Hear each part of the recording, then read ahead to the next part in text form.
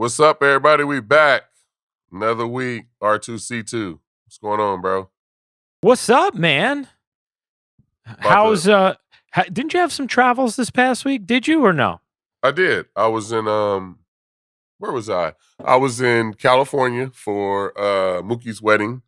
Mookie Betts got married in LA, which was congratulations was awesome to Mookie. Yep. And then I went to the Players Alliance. We had our first annual conference in Arizona last weekend, so that was pretty good. Do you feel like you're busier in retirement than you were playing? Because I think you might be. Dude, I guess. It's year round now. You know what I'm saying? Like, yeah, there's no end to the travel madness. But now I'm home for a couple of weeks. I'm here until the new year, so that's good. I got a couple of weeks to get back on my routine, start working out again and shit. So, what you been up to? Man, just a lot of hoops, man. A lot of hoops. We're recording this Wednesday night. I have the next 3 days. I have Thursday, tomorrow. I have today for the audience. I have Georgia Tech, UConn women. Nice. Then in Atlanta. Then the next day, I have Nets Hawks in Atlanta, but for ESPN. Okay. And then what is that? What is that? The UConn game. What is that for?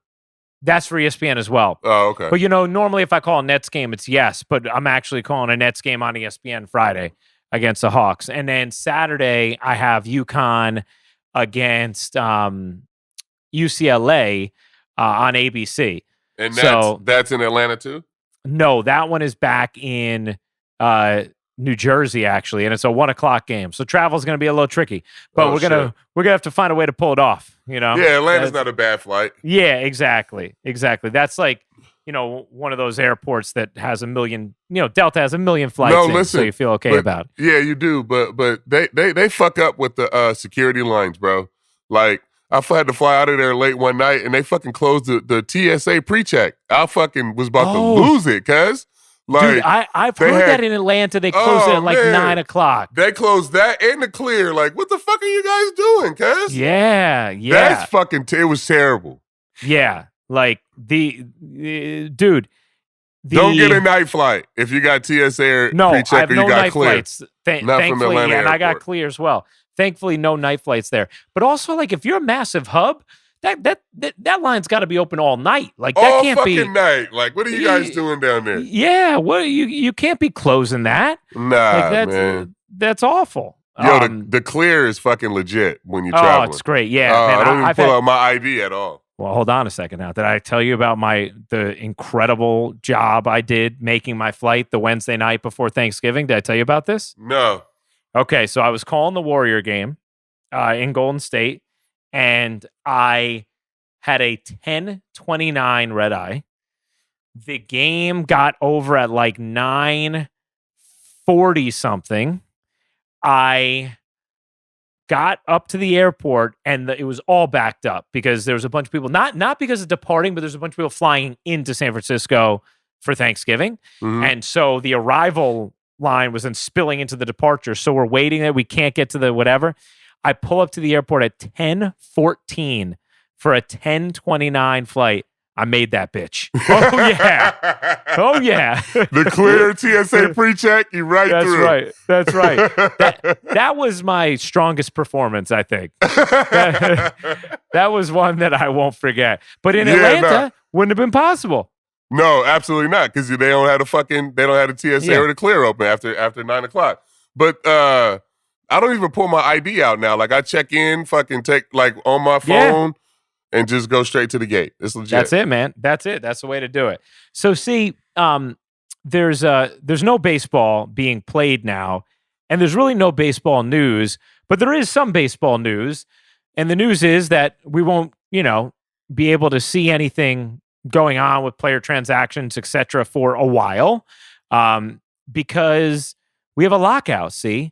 Man. And we all thought, this was going to come, and we recorded reacting to the signings just before this news came down. But, I do know this, see, for the most part for an off season, when this happens, you don't really feel it until you get close to games, right?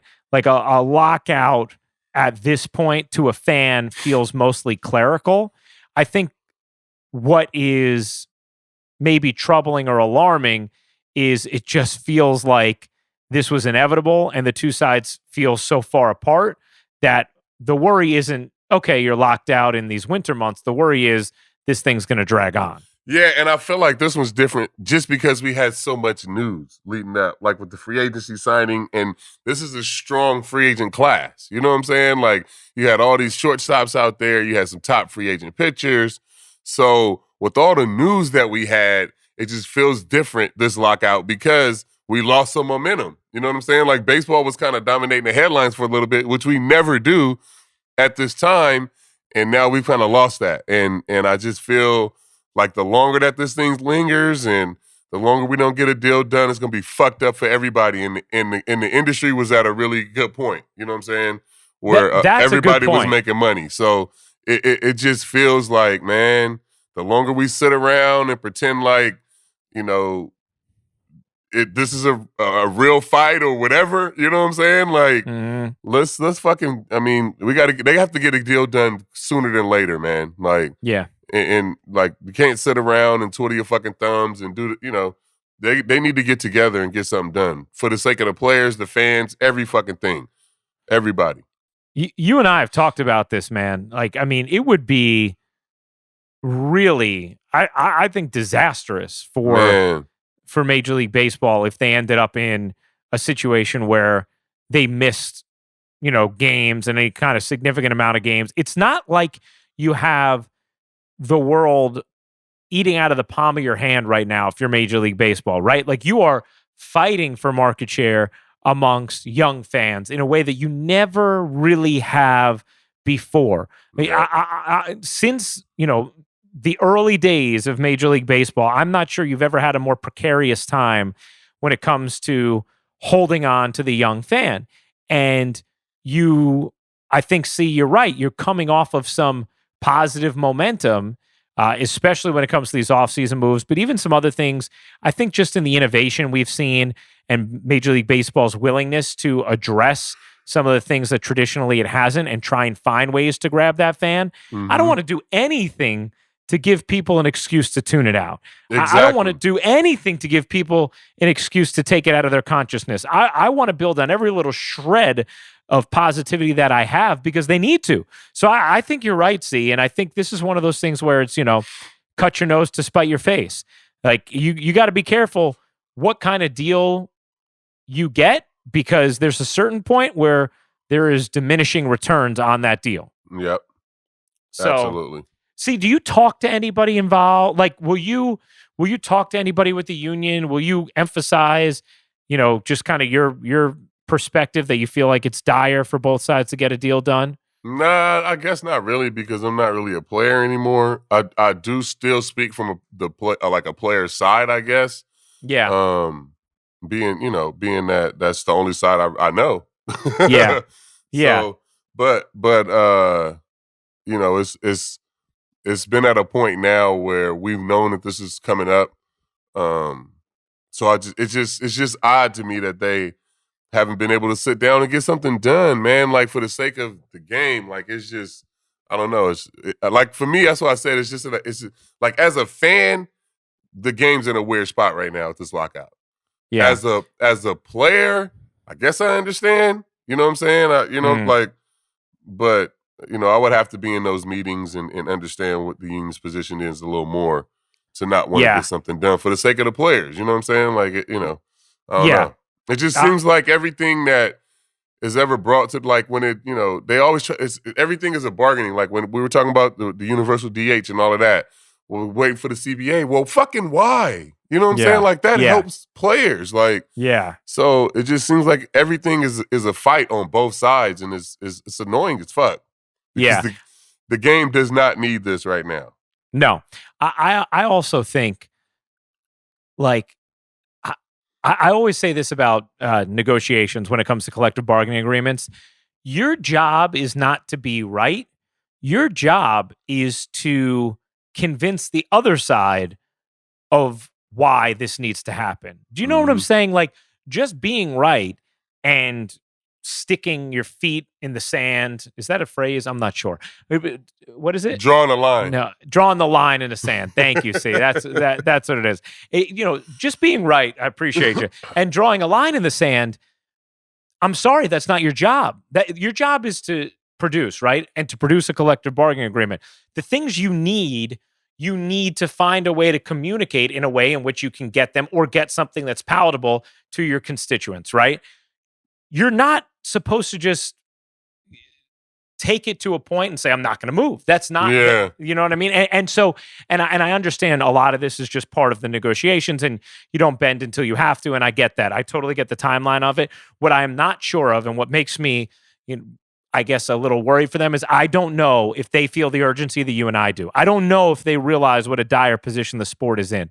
I'm not sure. And furthermore, and this is my bigger point on anything labor, because obviously when it comes to specific aspects of CBA negotiations, it's just really complicated to try and debate and to try and act like either of us have a massively informed opinion on, or that our audience is supposed to or does, because it's really complicated. It's really technical. That's why I'd rather talk in one big generality, which is this is bad for the sport. Figure out a way to get it done and get enough of what you want to feel good and keep the train moving.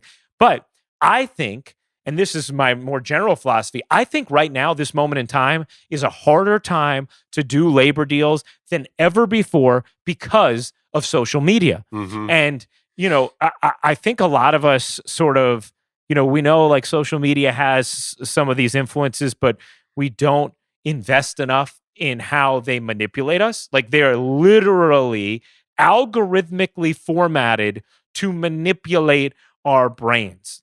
Literally, that's what they do. And to divide us and to polarize us and to dig you further into basically self-confirmation mode, right? Mm-hmm. Like, and when you're in a labor dispute, that can dig you further into your stance and can make it real difficult. Plus, then there's a publicity attached to it where, these negotiations a lot of times happen behind closed doors. And now all of a sudden, something comes out and there's a horde of commentary. And now the person making decisions in the room is not just reacting to the negotiations and who they're negotiating with, but to the peanut gallery that's getting a day-by-day play-by-play. And you didn't used to have that resounding reaction from the peanut gallery that was accessible to you. You know what I'm saying? Like minute by minute update. Yeah. Yes. And so it's like you might think like, okay, I can do this. Somehow it gets floated out on Twitter. The news breaks. Now all of a sudden, the players are weak if they accept that. The players are weak. Now all of a sudden the players get emboldened. I'm not going to accept that. Well, you just said I will. Or vice versa with the owners. And so I don't envy anyone who has to negotiate complicated collective bargaining agreements in public right now in the social media era, because I think it's difficult, man. I really do. Do you think that theory holds? No, absolutely. I mean, like what you just said, absolutely, 1,000%. A deal gets put out there, is floated, and then it's on Twitter, and, the peanut gallery has an opinion on it. And then now the players are like, well, maybe we don't want to accept this deal. No, the fuck you don't. Like, it's better for everybody if you do.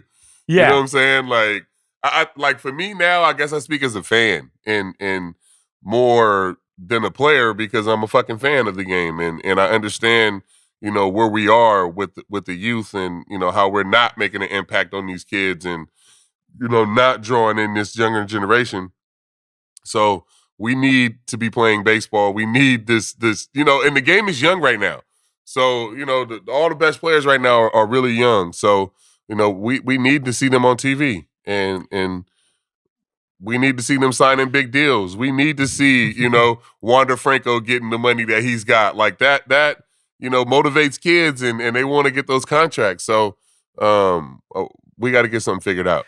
I'm trying to think, there was one precarious labor situation during your career, right? Like, I'm trying to think what year it was, but I remember it was somewhere, when they're throwing the balls on the field in Anaheim, whatever year that was. Did we ever get locked out though? I feel like that was like 2004 maybe or something, or 2003. No, I don't think you ever did. But people thought there was the CBA was expiring at the trade deadline Yeah, we or did something. like an extension or some shit. And it got worked out at the last moment. But remember the fans were like throwing stuff on the field. Bobby, I don't know if you I don't could remember look that up, to be honest. But I'm just wondering, do you remember, was there ever a time when you were a player where you were nervous about there being a potential work stoppage? No, not at all. Who do you think, what kind of player do you think right now is most nervous? Is it the person who's about to be a free agent? Is it the person who just signed a big deal? Is it the rookies who are trying to establish themselves? Is it... Man, you know what? I'm going to be completely honest.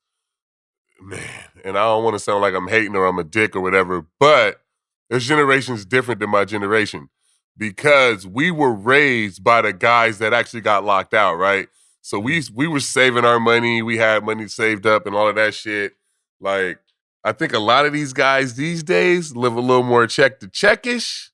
You know what I'm saying? Really? You think so? I think so, cuz. I think so. I think a good percentage of them. You know what I'm saying? So they're a little different than I think my generation was. So I don't know. You know what I'm saying? I think it's a lot more of them that don't have a lot of money saved up. That's interesting because I feel like this generation of athletes is growing up in a more publicized athlete entrepreneurial world, if you will. For you sure. know, and so I would think that maybe there's more of an emphasis on investing than there ever has been before. I mean, you can certainly invest your money in dumb things, you know, yeah, like that's and lose it that way. But I mean, I don't know. Yeah. But that's interesting, Steve. So So I you just guys think- were taught by that generation, like, hey, always have your money saved so that you have the because ability to walk away from a deal.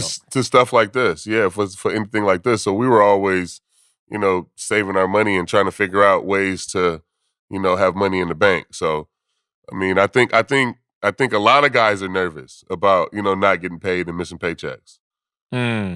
Here was the deal, by the way. Players voted yes on a strike in 2002, set a deadline for August 31st, came to an agreement hours before the deadline. New CBA kicked in 2003. Oh, bro, I was so young. Yeah, you would You know just what start I'm now. saying? Yeah, And this has been a prolonged period of labor peace in the sport, right? And not to say that there aren't issues that can get worked out, but like, you know, it's not like you couldn't see this coming. You know, like there's been a runway here. So they better figure it out, see, because it would be absolutely terrible for the entire sport if they don't. Dude, we got to start on time, cuz. Yeah, I agree. See, the other part of that is too on time, cuz. You've had weirdness, you know, over the last couple of seasons because of COVID, right? You want to be able to go into this season full on. We're completely back. Fans in every ballpark from the start.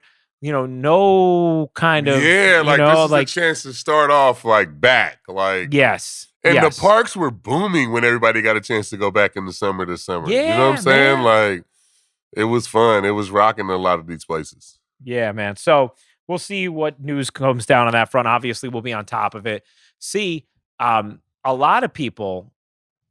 Well, I shouldn't say a lot of people. A lot of Mets fans want to see Carlos Beltran as their manager. Who are the 5 candidates that they have? Like, who are the 5 guys that they listed? Bobby Wagner will give us that. Who the 5 candidates they have? Let's get that list, Bobby. Let me see who are they thinking about. Because my thing is, see, I still am confused as to why Beltran has not been rehired yet. When I see Alex Cora and AJ Hinch back in baseball, and to me, it makes perfect sense. You know, the Mets are ready to move on they're ready to move on to a new manager. This was the guy they wanted initially. I don't think he's persona non grata anymore. No, I feel like he should be back. You know how I feel about it. I feel like if he got the Mets, man, I think they would win the World Series pretty soon. You think he has that big of an influence? I really do, bro. I really do. I think he has the type of influence on a team that Alex Cora has on the Boston Red Sox, guys. I really do. And I think Queens is the perfect spot for him. The best player on that team is a Puerto Rican-born player just like him, switch hitter, like played in the, like, it's just a perfect fucking scenario. The only thing that I can think of is he still has yet to say anything. You know, AJ Hinch went on his press tour, and Alex Cora has done the same thing, and you know, it's still kind of nothing from Los, but I mean, he's the perfect hire for them. Yeah. You know what I'm saying? Like the perfect hire for them. So, man, like I don't know. And you know what? If I'm him, I have no problem just being honest about like, hey. It's over now because everybody's moved on. The Astros damn near played. I mean, you know what I'm saying? Like, it's the World Series. Like, it's over now, guys. Right. All you got to say is, you know, I did this. I'm sorry. You know, I wish I wouldn't have. And I can't wait to be back in baseball. Boom. Yeah, if that's what it moving. is, you know what I'm saying? Yeah. But that's the only thing I can think of is like, you know, all those other guys went on the press tour, I guess. Yeah. You know what I'm saying? And But man, the game is missing, you know, what Los can bring to it. You know, is it like from baseball-wise, mentor, all of that shit. And I think, you know, he'd be a perfect guy in Queens. Can I make a little analogy for you, see? You know I get excited when I have an analogy pop into my head. They're usually pretty good, too. All right, thank you. I appreciate that. So here's my analogy. You know, you just talked about Alex Cora and the influence he has on the Red Sox. And I think we saw that, right? Like, this is a team that clearly outperformed expectations, that won on the margins in ways that none of us expected, that got the most out of players that nobody expected, right? And you look at him and you're like, okay, analytics can try and convince me that a manager at most is worth 4 or 5 wins, but my eyes are telling me something different when I see a team go from, you know, worst in the league, being a bit hyperbolic, to, you know, on the brink of the World Series like the Red Sox were, right? And that was Alex Cora. And you could feel his impact. You talk about Carlos Beltran as a guy who has that kind of impact. I almost look at it now like the mid-range shot in the NBA, you know, where there was such an emphasis on, you know, everybody always just shoot mid-range shots, right? And then the analytics era takes over and you realize, like, well, hold on a second. Like, the long two is obviously not as mathematically sound as the 3. And so, therefore, you should shoot way less of them and way more 3s. And I think the manager was always thought to be this heavily influential person. And then all of a sudden people are like, oh, hold on a second. Like, let's actually look at this. Like, what's really making the biggest differences with our teams? And let's break it down numerically.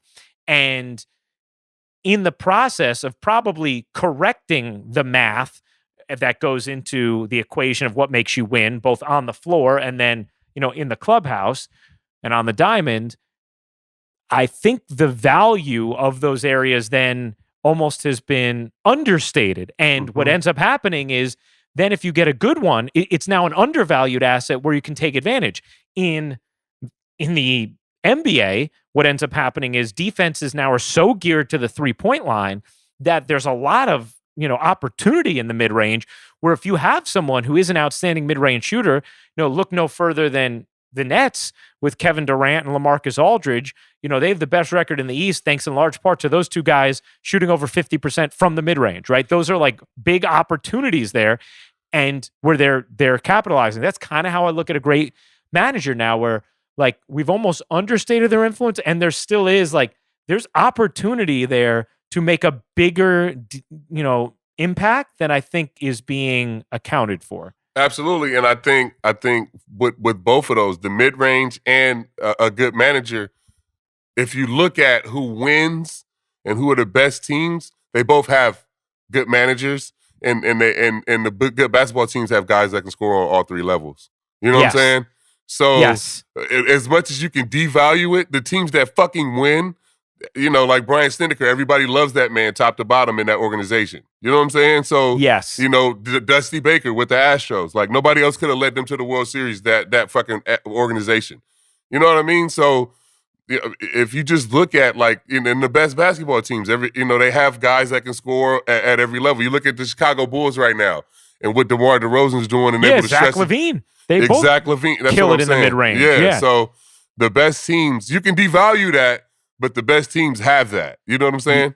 Yeah, dude, 100%. And even think about like what shots do you get in the NBA in a late close situation? If it's a tie game with under a minute to go, what's the shot you're most likely to get? Bro, KD iced the game the other night with a fucking with a fadeaway. Fall you know away, what I'm saying? mid-range. Yeah, Yep, exactly. That's what you get. That's what you get in those. So you better have guys who can hit them like and the math is correct, but you have to allow for exceptions. And I think that's sometimes where we go too far on the numerical side of things. The math is correct, right? But it's a fucking sport. Like, exactly. It's not fantasy, cuz. You're dealing with humans, cuz. So the math is right. Yeah. But you have to fucking be flexible in the math. You know what I'm saying? Yes. Even though it's right, it's wrong sometimes. That makes sense. No, it does make sense. It does make sense. You still need to allow for those opportunities. And I think in this case, you need to allow for the idea that a manager could make a really big difference for your team if you happen to choose the right guy. Absolutely. Just like, I don't want some random scrub taking a bunch of mid-range shots rather than threes. But the right guy, do I want DeMar DeRozan and Kevin Durant shooting mid-range jumpers? Yeah, I do. All day. Do I want Carlos Beltran managing my team if I'm the New York Mets? Yeah, I do. Here's the managerial candidates. Yeah, here you go. See. Let me just see. The other guys are Bob Guerin. Here's a look at some. This is from Anthony DeComo's column on MLB.com. Bob Guerin, Brad Ausmus, Joe Espada, who you know, Eric Chavez, Matt Quatraro, who's, I guess, the Rays bench coach, Don Kelly, Buck Showalter, and Carlos Beltran are the ones on there. The only other one on there that I would hire is Eric Chavez. Yeah? Yeah. You know what's funny is I work with him a little bit, but I think in the right situation, Buck could be good. Like he with the right team that's like just needs like a little more kind of like day-to-day grind and like getting kind of like, pouring heart and soul into detail each day. I feel like Buck in a limited run could be good. But I'm not sure he's the guy to like build for the next 10 years with, obviously. Yeah. But Chavez is interesting, man. Chavez is smart. interesting. Yeah, and I hope Beltran gets that chance though. I'll be interested to see. Why don't you go tell Carlos, Los as you affectionately call him, to come on R2C2? We'll talk about all this. Man, if that's all it's going, I feel like that's the only thing that's missing, right? Like what else hasn't he done? You know what I'm saying? I don't know. Yeah, Fuck. I agree with you. But if that's gonna get especially with this lockout, if we get him on R2C2 talking about that shit, we have the whole fucking news cycle. Because if I see another Clint Frazier story, bro, I'm gonna punch somebody in the fucking face. Shit is ridiculous, guys. That kid played 15 games in the fucking big leagues. Get the fuck out of here with all these stupid ass fucking stories. I mean, I have to say, like, it's not like this guy wasn't given a chance. You know what I'm saying? Like, man, if he goes, good luck to him. They didn't talk about this too much. But I don't even want to go there.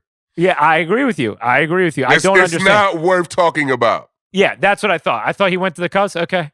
Like, that's not a transaction of note. The fuck out of here. Yeah, it's not a transaction of note. That's no offense to Clint. That's just looking at what's transpired in his career. It's not a transaction of note. No. Maybe he'll prove everyone wrong. Good luck. I hope so. Now, it's like seeing, somebody move, from the 40-man to the 25-man. It's like, but it ain't no news right now, so that's a big story.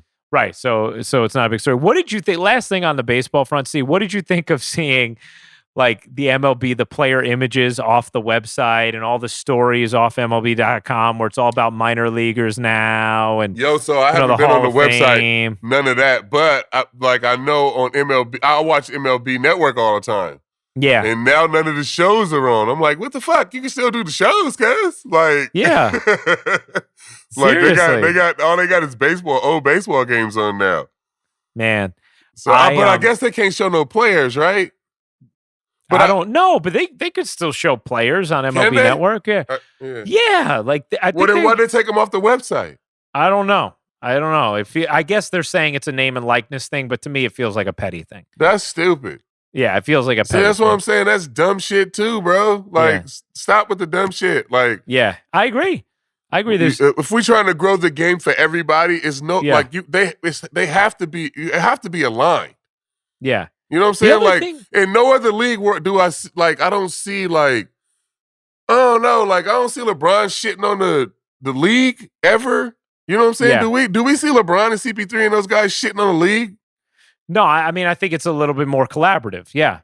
A little bit more, right? Even in the NFL, it's a little bit more collaborative, and they have beef. Yeah, and it's no collaboration in MLB. This shit is fucking dumb to me. I always think about this, see. I've talked about it before. My dad worked in the NFL league office for 34 years. He just retired this past spring.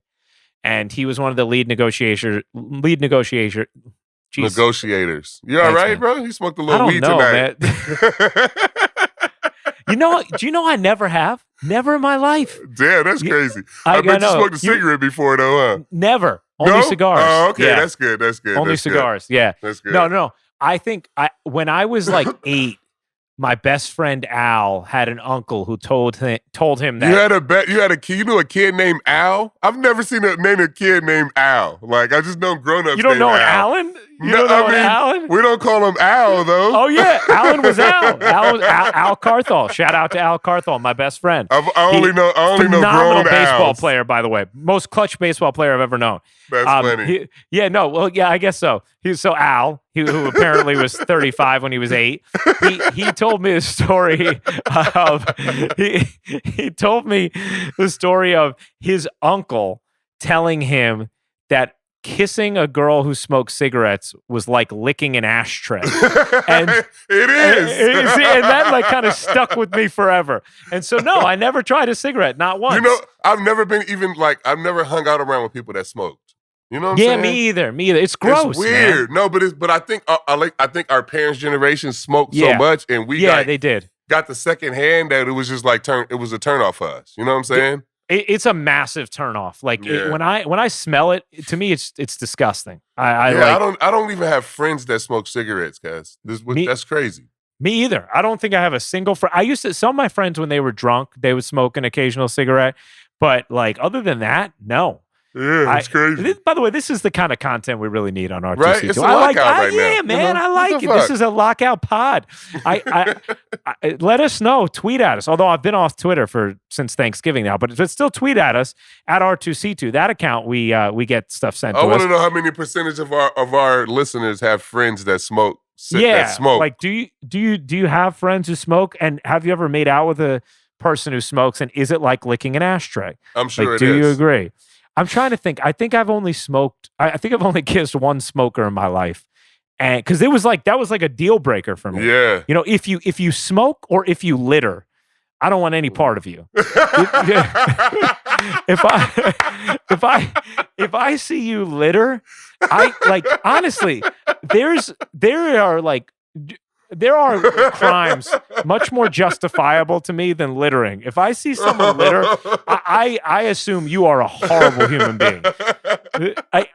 I do. I remember one time, the only time I really felt road rage in my life, I was pulling off the exit near my childhood home, and this car was stopped at the traffic light.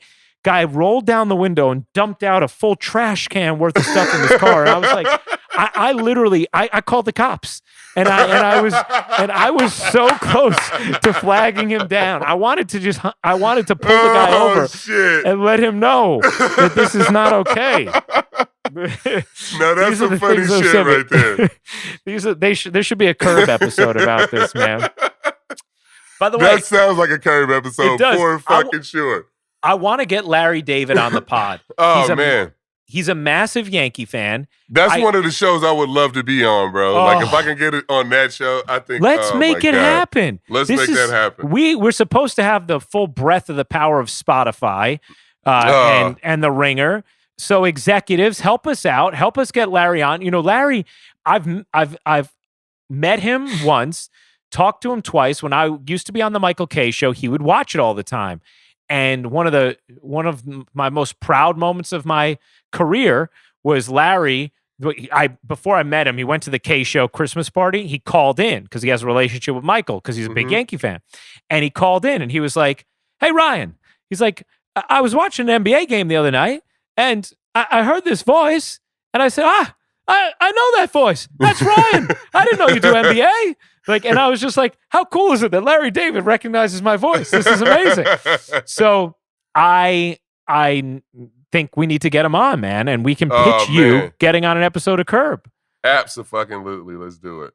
Oh, that would be great. That'd be great. Why did we talk about the cigarettes? I have no idea. I don't even know where we are. Oh, I know. I know why. See, I know why. Because you said it sounds like you've been smoking weed. Yeah. Yeah, I know why. Oh, no, you're Because talking about your dad being a negotiator. Yeah. He used to always say, you have to remember in these negotiations, you have to work with these people then. You know, like you're not trying to crush the other side in a deal where they hate you because you have to work with these people then. To your point about collaborating, like, yeah, there are certain things that you're like, I need this.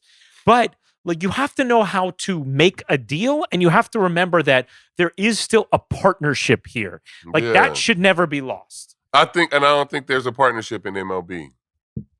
I think they need to be reminded of that. I don't think there ever, like, for me, I don't think there ever has been. Like, you know, like, and that's a weird thing because I see the league and everybody talks about, oh, well, LeBron runs the league and CP3. Like, there is no player in baseball that you can point to, and you know what I'm saying, that has that collaboration with the league. Or in the NFL, you see, you know, I don't know, it's just weird, man. But we need to fix that. Hey, it took a little bit to rev my engine, but I've now given you the managers and the mid range, and I've given you cigarettes and littering. I mean, come on, if that's not bringing it in the middle of a pod, I don't know what is. All right, I got here's the biggest NFL thing on my mind. See. And this, again, is another, it just reminds me of a bigger life lesson. Remember last year when everyone jumped to like, oh, you know, Belichick wasn't that great all along. He needed Brady. And now everyone's like, oh, wait, Belichick is amazing again. Can we just, like, at some point stop being caught up in the hot take cycle and realize two things can be true? Like, Belichick could be a lot better with Brady, right? And he could still be an awesome coach. Period. The end. Like, obviously, Tom Brady is great, and obviously, Bill Belichick's great. They proved it together for a large enough period of time that we don't need to doubt either one's greatness when one of them has a better year than the other.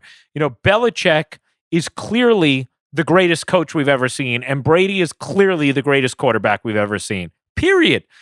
Nothing about last year made me think otherwise about Belichick, and I'm not surprised at all that the Patriots are great this year. You know what's crazy, though, is that Mac Jones right now is better than Tom Brady was when they won that first Super Bowl. So you're expecting 7 of them coming? No, I'm just saying that it's like Tom Brady went from being what Mac Jones is, which is a game manager, handing off the ball 46 times the other day, all of that shit, Vinatieri kicking field goals in the snow, all of that shit. Like, Tom Brady was not winning games, and he wasn't winning Super Bowls and shit like that until maybe the third run. You know what I'm saying? Yeah, where he was actually putting up numbers all of a sudden. Exactly. So, like, I think if you sit back and look at it that way, then you understand it as the system. You know what I'm saying? Like, if you look at what Matt Castle was able to do there, or fucking Jimmy Garoppolo, like, I don't think there was ever a fucking question. But Tom Brady did turn into the fucking GOAT within that. So when you have the GOAT and you have the GOAT as the system, there's no fucking losing. You know what I'm saying? And I think that's what people need to understand. Amen. That you know what? That's right. Do you have a blanket on your lap, by the way? I do, bro. I'm cold down here, guys. I always keep a blanket. I'm the guy that lays on the couch. I bring my blanket everywhere, guys. You know my what? My whole family, we all have our own blankets. That you're already in grandpa mode. Like, that is such a grandpa mode. I'm such an old man, but I've always been, though. Yeah. I've always been. I've always been an old on the guy. lap. That's tremendous. I admire it. I really do. Oh my gosh. This is how I sit around my house, look at the fireplace. It's good. There's a fireplace on in every room. See, do you think the Patriots go to the Super Bowl? No, I don't. Who right now? Because this is I was just doing this yesterday too. Like, it's kind of amazing that every team in the NFL except for the Cardinals has at least 3 losses. Yeah, like it's crazy too. They only play an extra week, but the season seems like it's so much longer. It does, this year. Man. Like, it does. Usually by this time of the season, we know who's the clear cut in both leagues, and we don't. But if I had to pick the winner of the AFC right now, I would say that it's going to be the Chiefs. Just watching the way they're winning games now, the defense is starting to play, and at any time, you know that offense can kick in. So right now, I think that to me, it's the Chiefs. They've won 5 in a row. If you give Belichick, but there's no way he's going to get 2 weeks or a week in the playoffs to really, game plan for the Chiefs. If he had more time, I think the Patriots, if they got there, they can give the Chiefs a tough time. But I don't even see them getting that far. I don't think. I don't know. Maybe I don't. You know what? The one thing I would say though, dude, when you look at the Patriots, besides having won 7 in a row, they have the largest point differential in the NFL. Yeah, they do. And that usually is a pretty good indicator of how dominant a team is, how good they are, whether or not they've gotten a little lucky, one on the margins. Like when you are 9-4, but then you have a point differential of 150 plus 150, like they're good, man. They're really good, man. I don't see it this year. I don't know why. I think I know why. Because at the end of the day, you're still going to pick either Patrick Mahomes over Mac Jones or Allen.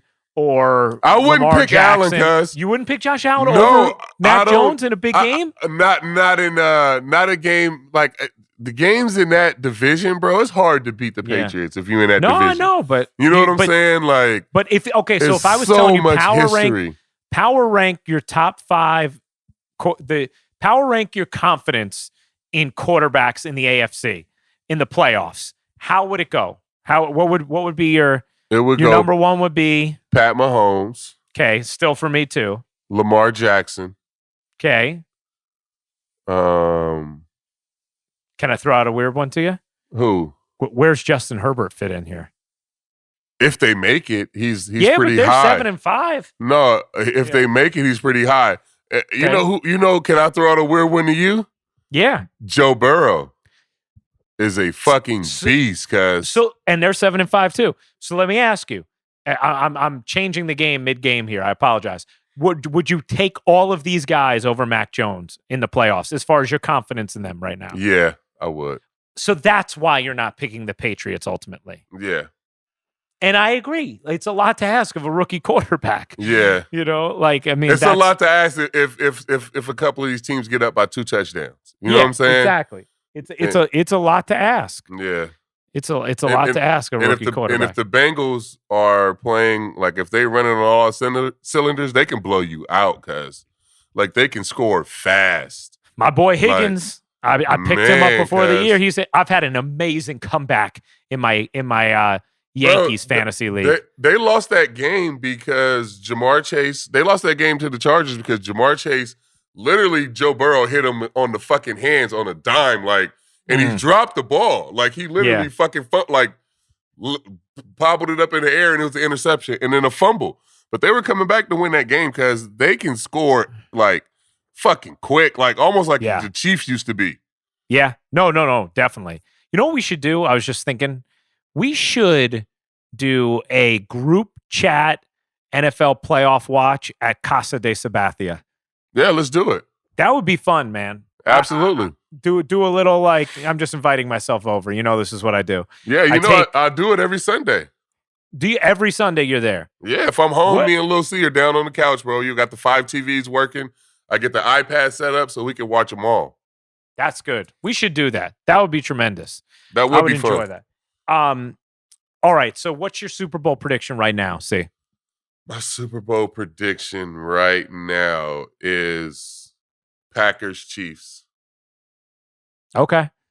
I like it.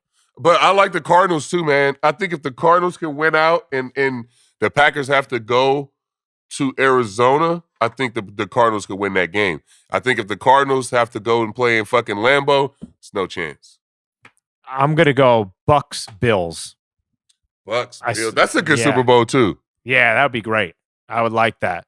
Hey, see, before we get out of here, if you were Kevin Durant right now and playing, and look, one of my favorite aspects of Kevin Durant is how much he loves the game. Same with James Harden, right? They're hoopers who love to hoop. But if you were, especially KD, because he came here with Kyrie, and you were having to play, 41, 42 minutes to win games right now and carry, such a big load, in part, without a doubt, because Kyrie isn't here, would you be pissed at him? Would you be mad at Kyrie right now if you were KD? No. You wouldn't be mad at him for not just getting a shot and playing? No. Like, that's not something that I Really? guess you could really be mad about. You know what I'm saying? Like, that's his body. Like, that's whatever he wants to do. Like, KD don't give a fuck. Like, as long as KD healthy and he can hoop, you know what I'm saying? Like, at the end of the day. No, I know. I think he's like, he probably feels like, hey, I can get it done. Yeah. So it kind of just is what it is. Like, he's not sitting there mad at Kyrie. I don't think. I know he's not, but I'm amazed that he's not. Yeah, I don't think anybody. I think a lesser player probably would be, but it's fucking Kevin Durant, cuz. Like, you know, in his mind, he don't need nobody. You know what I'm saying? So, and Harden too. So, like, in their minds, is like they like, fuck it. We can hold it down. You know what I'm saying? I think that's how you have to ultimately to be if you play at that level.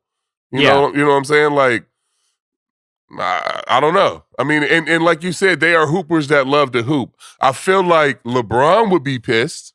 Yeah. You know what I'm saying? Because LeBron feels like he needs more help. You know what I'm saying? We all know that. That's just how he plays basketball. Yeah. You know what I'm saying? But KD and fucking Harden, I don't feel like they feel like they need fucking help. Like, all right, you ain't here, we'll hold it down till you get back. You know what I'm saying? Like, kind of is If what you it get is. back. Because what you said at the beginning, they hoopers that love to hoop. Yeah. I know they are. And it's amazing to me the serenity they have around They it. may feel like they may not understand him. They may feel like, I don't understand why you don't want to hoop in your prime. Like, we all in our prime right now. Why would you not want to be out here? But I don't think they're mad at him. They probably just don't understand his stance. You know what I'm saying? Well, to be totally honest, I don't think he has a stance. Yeah, I think I think like, well, there's no reason to be mad about that. It's just confusion. You know what I'm saying? Yeah. More than like, why don't you want to hoop? More so than like being mad at him for not hooping. Because we've had stories about all different reasons. Like the latest one that came out this week, which is why I'm bringing it up, is Scoop Robinson had a story about like, well, you know, the reason he doesn't want to be seen as anti-vax, but the reason he doesn't want to get vaccinated is he's concerned about side effects. Well, that's completely different than being concerned about mandates, you know? And for me, the problem with it is I can't believe any of it because Kyrie has not delivered some sort of coherent explanation as to why he's not here. He had that one IG Live where he kind of said a lot of things, some that seemed contradictory, where you didn't really know where he stands. And again, you're right, C. His body, his choice, he lives with the consequences, and so does everyone else. But if you actually, like, if it's as simple as, like, look, I'm just not comfortable with it, I don't want to put it in my body, whatever, like, I don't understand why you wouldn't just say that instead of, like, riddle after riddle, and nobody really knows where you stand. Aaron Rodgers did the same thing, cuz. Yeah. You know what I'm saying? 100%. 100%. So guys don't want to be seen as anti-vaxxers, but don't want to get the vaccine. So they don't want to be, honest about their opinion. Look, I feel like Aaron Rodgers did it worse. At least Kyrie ain't showing up. Like, Aaron Rodgers walking around this motherfucker with no mask on and shit. Yeah, like, he did do it worse. He flat out lied. That was way worse, guys. Yeah, like, that was way worse. It's also like, it's also inconsiderate of your, the people around you to lie about your status in that regard. For sure. That's because like you put, like, he walking up to people on the field and shit after the game. You putting other people's families and lives now, in jeopardy now. Like, by lying, instead of just being honest. Yeah, you walking around with no mask on with the mandates that they have in the NFL. People assume that you vaccinated, right? And exactly. That's trash. Let me know. Let me know what kind of calculated risk I'm taking in any interaction. Absolutely. Like let me just know. I know. See, it's and look, I also do want to say this while we're on. It's just ridiculous that visiting players can play at Barclays Center unvaccinated, but Kyrie can't. That doesn't make sense either. That's crazy. Makes no sense. Makes absolutely no sense. Like it's one of those contradictory things, which we've seen a lot of it during this period of time. But I know if it was me and I was on the floor and I'm trying to win a championship and I'm having to take on an even larger load, I'd be like, dude, like, I'd be mad. I would be mad. I definitely would be mad because I would be like, I came here to play with you. Like, we have this You golden opportunity. you wouldn't be mad if you was KD. You would be mad if you were the Robin to the Batman, cuz. But if you're Batman, you're just like, F it, I don't need you, I can get this done. If you're Batman, you're the fucking superhero, because you don't need nobody. Yeah. Which I do ultimately think, like, as much as, the Nets have had the best record in the East, but people act like, they're 10 games under 500 because they've lost to some elite teams, but they're figuring it out. It's like not easy to all of a sudden adjust to no Kyrie. The other part of it is, and no Joe Harris too, cuz. Exactly. That's a massive loss. It is. Massive loss right now for their spacing, for their shooting. And the other part of it is you also have to realize it's a totally different game in the playoffs, right? Think about KD almost beating Milwaukee 2 out of those final 3 games once Kyrie went down, basically by himself against a team that eventually won the finals. So as long as the Nets have a healthy KD and a healthy Harden, they're going to have a real chance. Yes. But and I keep telling you that. I know. But I'm just amazed at how how KD has been able to not be upset at Kyrie. You know who I think changes like the West too. Like, we know the Warriors are really good, but the Nuggets, man, if they had I love Michael Porter Jr. If they had that kid, gosh dang and Murray, but Murray's coming back. You know what I'm saying? But yeah, I know. But we don't know for sure when he's coming back, though. Oh, really? Yeah, we don't know for sure. I always assumed he's definitely back in this season, unless there's something new. Well, he got hurt in the playoffs, right? Yeah, so last time I did a Nuggets game, end of the game. They were like, we don't know for sure if he's going to be back, So, yeah, but you're right. With no Michael Porter Jr., it's tough. Here's the last NBA thought here, see. What's interesting is the teams are close, like the Suns and Warriors, definitely the 2 best teams in the West right now. But they're not so ridiculous that you think they can't be beat, And in the East, there's not a lot of. I'd say I would give Milwaukee the best team in the East award right now, the defending champs, and I think they got that championship swagger. They've started to play really well since they've gotten healthier. But Milwaukee, the Bulls, the Nets, Miami, there's no 2 teams that can beat there's no teams that can beat the Suns or the Warriors in the West.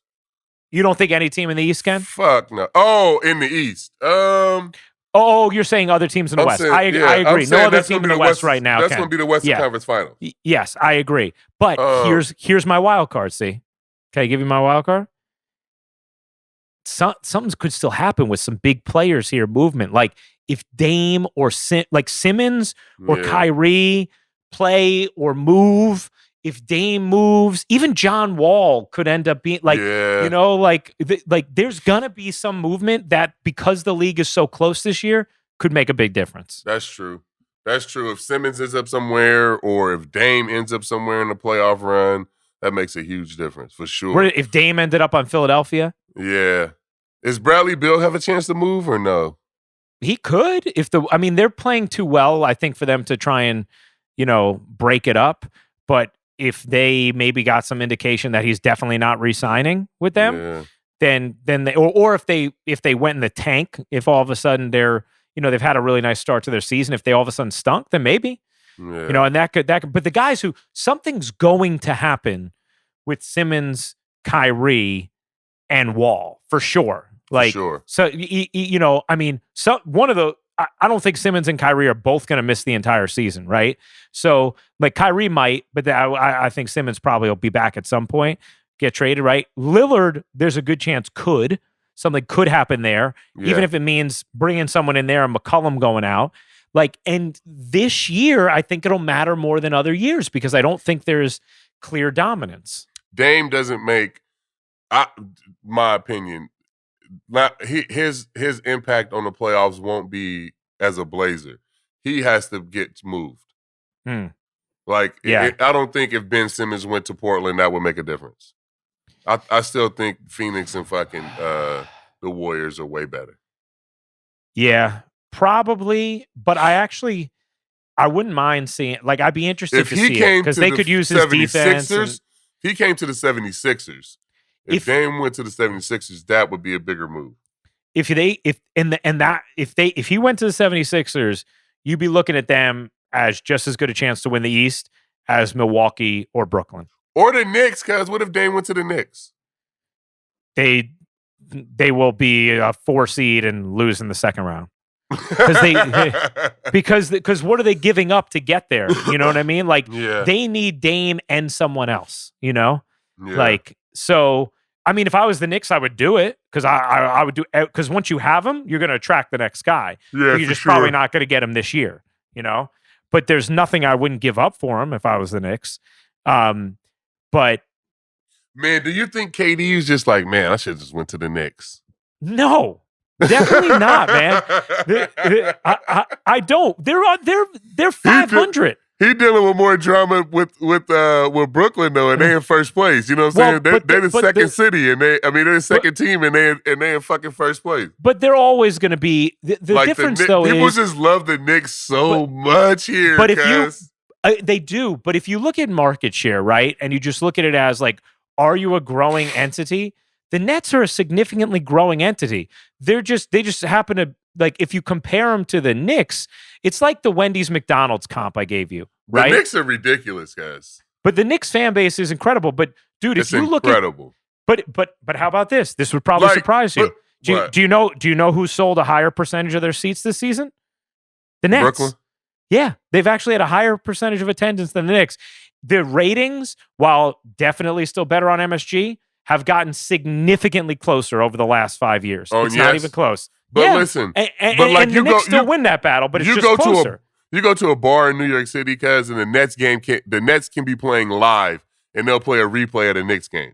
That's not true, man. That's fucking true. That's not true. Fucking true. That's not true. That shit happened the other day where I was at, cuz. I had to ask them to put the Nets game on, cuz. Well, I'm glad you did ask them. They just had the channel stuck on MSG for the night before. That's fucking true, cuz. Or the game just ended. But here's my thing, man. It's like, what I think is kind of like rewarding probably for a guy like Durant is when this thing continues to grow, he's going to know he was at the foundation of it. Yeah. You know what I mean? Because like it sounds silly and Knicks fans will poo-poo it, but the reality is, like, if you look at what's happening with young kids in Brooklyn, now they're super young, but if you look at what's happening to them, they're growing up.